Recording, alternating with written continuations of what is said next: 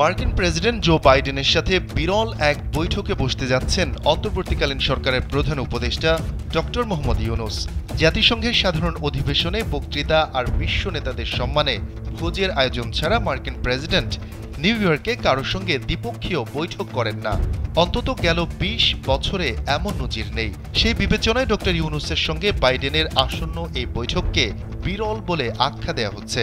মার্কিন প্রেসিডেন্টরা তাদের সমকক্ষদের সঙ্গে সাধারণত হোয়াইট হাউসে বৈঠক করে থাকেন। বিশ্লেষকদের ধারণা, বৈঠকে যুক্তরাষ্ট্রে বাংলাদেশি পণ্যের জিএসপি সুবিধা সহ দ্বিপাক্ষিক বিষয় গুরুত্ব পাবে। তথ্য বলছে, জাতিসংঘ সাধারণ পরিষদের অধিবেশনের ফাঁকে ডক্টর মোহাম্মদ ইউনূসের সঙ্গে দ্বিপাক্ষিক বৈঠকে বসবেন Biden. Jamuna smart refrigerator, smart লাইফে স্মার্ট রেফ্রিজারেটর। পাশাপাশি পাকিস্তানের প্রধানমন্ত্রী শাহবাজ শরীফ সহ আরও কয়েকজন রাষ্ট্র ও সরকার প্রধানের সাথে বৈঠকে বসবেন অন্তর্বর্তীকালীন সরকারের প্রধান উপদেষ্টা।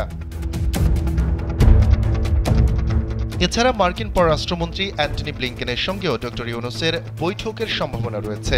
সব ঠিক থাকলে নিউ ইয়র্কের স্থানীয় সময় ২৪ সেপ্টেম্বর দুপুরে জাতিসংঘের সদর দফতরে বাংলাদেশ ও যুক্তরাষ্ট্রের শীর্ষ নেতারা বৈঠকে বসবেন।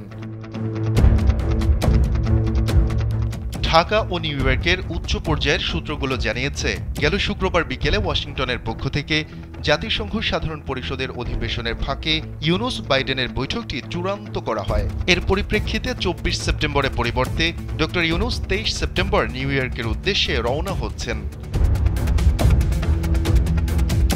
এছাড়া আগামী ২৫ সেপ্টেম্বর সন্ধ্যায় স্বাগতিক দেশ হিসেবে যুক্তরাষ্ট্রের প্রেসিডেন্ট জো বাইডেন আয়োজিত নৈশ ভোজে অন্য সদস্য রাষ্ট্রের প্রতিনিধি দলের নেতাদের সঙ্গে ডক্টর ইউনূসও অংশ নেবেন।